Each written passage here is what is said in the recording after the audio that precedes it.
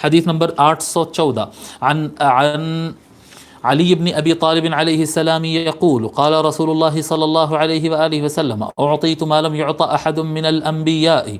مولا علی علیہ السلام روایت فرماتے ہیں کہ رسول اللہ صلی اللہ علیہ وآلہ وسلم نے ارشاد فرمایا مجھے وہ عطا کیا گیا جو پہلے کسی نبی کو عطا نہیں کیا گیا. فقلنا یا رسول اللہ ما ہوا، ہم نے سوال کیا یا رسول اللہ وہ کیا چیز ہے جو کسی نبی کو نہیں دی گئی اور آپ کو عطا کی گئی ہے. قال نصرت بالرعب، حضور صلی اللہ علیہ وسلم نے فرمایا کہ رعب و دبدبے کے ذریعے میری مدد کی گئی. حضور صلی اللہ علیہ وآلہ وسلم مدینے میں ہیں، خیبر اور مکہ فتح کیے، اطراف کے گاؤں ایک مہینے کے فاصلے، جب گھوڑا چلا کر ایک مہینہ جتنا راستہ چلتا ہے آدمی، اتنے فاصلے تک جو ہے لوگ مسلمان ہو کے آتے چلے گئے. نصرت بالرعب مسیرۃ شہر، نصرت بالرعب کے الفاظ ہے یہاں پر، بعض احادیث شریف میں مسیرۃ شہر کے بھی الفاظ ہیں.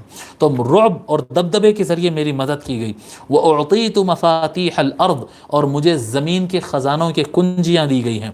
وسمیت احمد، اور میرا نام احمد رکھا گیا، جو کہ کسی کا نام احمد نہیں رکھا گیا. مجھ سے پہلے سارے زمین کے خزانوں کے چابیاں کسی کو نہیں دی گئی. وجعل التراب لی طہورا، اور میرے لیے مٹی کو پاکیزہ بنا دیا گیا، پاک کرنے والا بنایا گیا. سابقہ نبیوں کی امتوں میں ہوتا یہ تھا کہ یہ جگہ پہ آپ نماز پڑھ سکتے، یہ جگہ پہ نہیں پڑھ سکتے.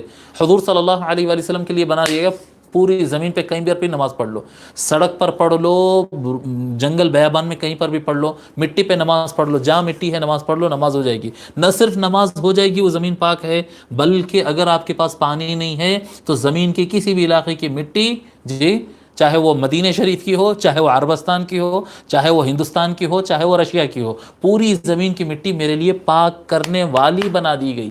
وضو کا لیے پانی کا انتظام نہیں ہے، تیمم کر لیجئے، نماز پڑھ لیجئے، یہ میری خصوصیت ہے. وجعلت امتی خیر الامم، اور میری امت کو سب سے بہترین امت بنایا گیا.